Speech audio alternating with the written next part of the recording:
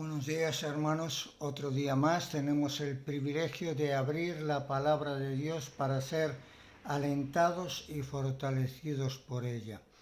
Estamos estos días viendo acerca de la Navidad. Estamos usando el pasaje de Isaías capítulo 9. Voy para allí, pero antes vamos a orar. Padre amado y Dios nuestro, damos muchas gracias en este día por el privilegio de ser tus hijos, de que tú seas nuestro Dios, que seas nuestro Padre, que seas amoroso, justo, compasivo, y no habría palabras para expresar lo que tú eres y lo que tú quieres ser en la vida de cada una de las personas que oyen tu voz y te obedecen. Ayúdanos pues a expresar con claridad lo que tu palabra dice para que hombres y mujeres que todavía no están interesados ni conocen el propósito de la Navidad puedan entenderlo. Bendícenos, lo rogamos en el nombre del Señor Jesucristo. Amén. El profeta Isaías habla de esta manera. Dice, mas no habrá siempre oscuridad para la que está ahora en angustia, tal como la aflicción que le vino en el tiempo que livianamente tocaron la primera vez la tierra de Zabulón y la tierra de Neftalí, pues al fin llenará de gloria el camino del mar, de aquel lado del Jordán, en Galilea de los gentiles. El pueblo que andaba en tinieblas vio gran luz. Profecía 700 años antes de que viniera la luz del mundo. Jesús, el Hijo de Dios y el Hijo también humano de María. Recuerda, vino cuando el mundo vivía en tinieblas y llegó como gran luz. Había sombra y muerte. Luz resplandeció entre ellos con la venida de Jesús, el niño de Belén, que después fue hombre y fue a la cruz a pagar el precio del rescate de cada hombre y cada mujer que cree en él y le recibe como Salvador. Dice el profeta, multiplicaste la gente y aumentaste la alegría. Se alegrarán delante de ti como se alegran en la siega, como se gozan cuando reparten beneficios, porque tú quebraste su pesado yugo y la vara de su hombro y el cetro de su opresor, como en el día de Madián. Es decir, Jesús vino a este mundo la primera Navidad con un propósito. Si leyéramos en el Evangelio de Lucas, en el capítulo 4, veríamos que Él vino para liberar a los cautivos, para sanar a las personas afligidas y enfermas. Vino para abrir los ojos de los ciegos, los oídos de los sordos, y los que vivían en tinieblas pudieran ver la luz que venía a este mundo. Como dice Juan en su Evangelio, que Él es la luz, y la luz en las tinieblas resplandece. Y dice, ya seguimos un poquito más adelante, porque un niño nos es nacido, hijo nos es dado, el principado sobre su hombro, y se llamará su nombre admirable, consejero, Dios fuerte, Padre eterno, príncipe de paz.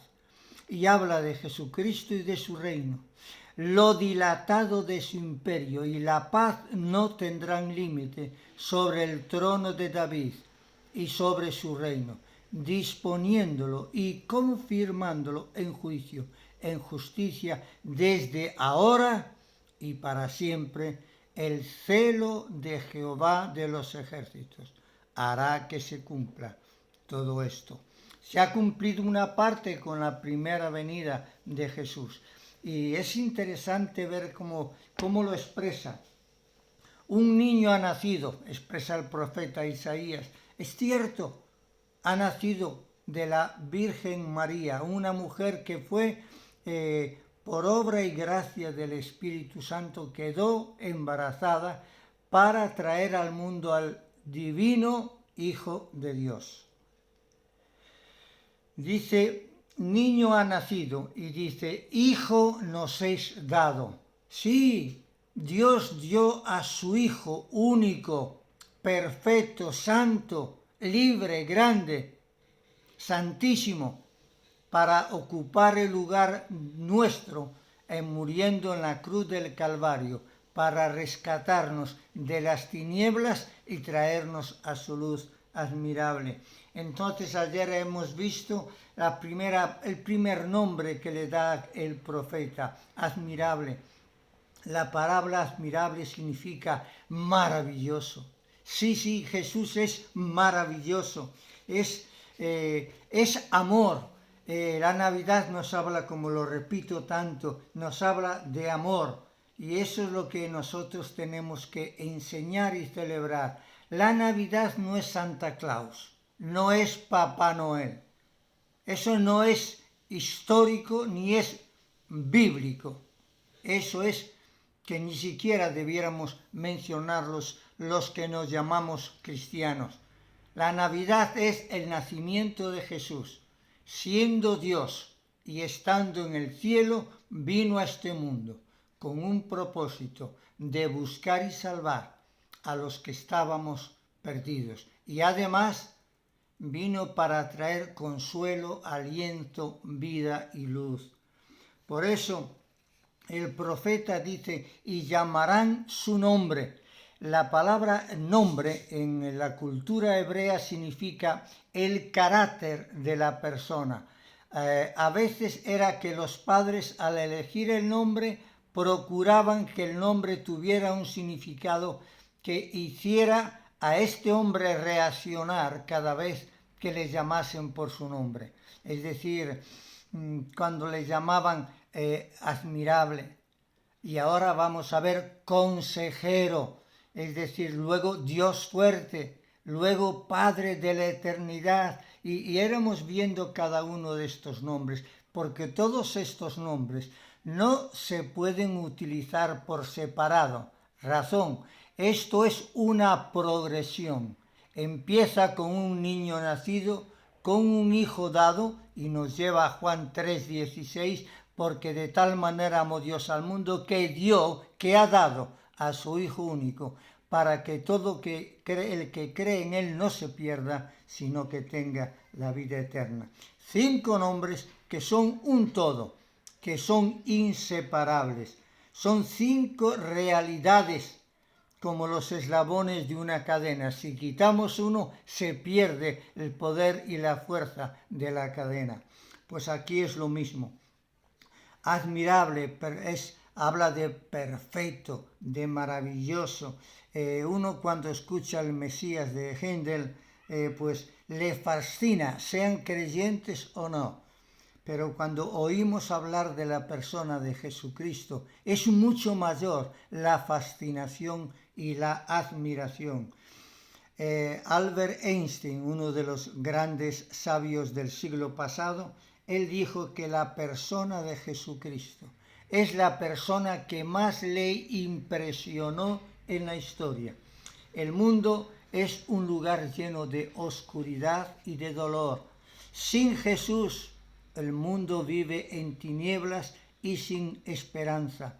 Viven necesitados, viven enfermos, pero Jesús viene para ser el consejero compasivo, el hombre que fue en este mundo humilde, empático, sensible, compasivo, el hombre que tenía todo el poder, podía detener la tempestad, podía levantar muertos, podía sanar cualquier enfermedad.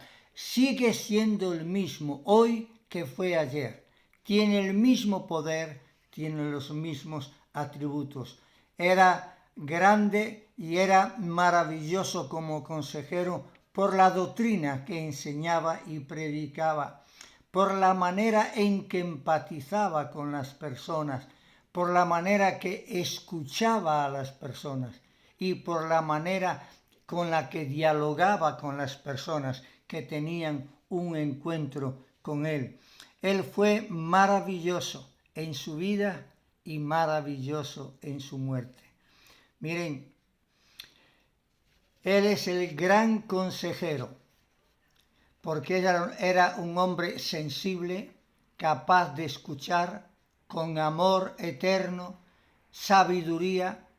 Esos son los requisitos que hace falta para ser un consejero. Nadie puede ser un consejero en la ignorancia. Nadie puede ser consejero si no es empático. Nadie puede ser consejero si no es sensible. Esos son los requisitos que tenía Jesús, el que nació en Belén la primera Navidad.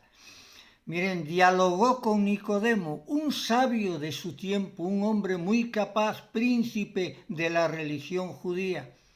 Y él le dijo que con ser tan puro en su religión necesitaba ser salvo, nacer de nuevo. Si uno vuelca la página de Juan 3 a la página de Juan 4, vemos a una mujer samaritana casada 5 veces, bueno, tela marinera.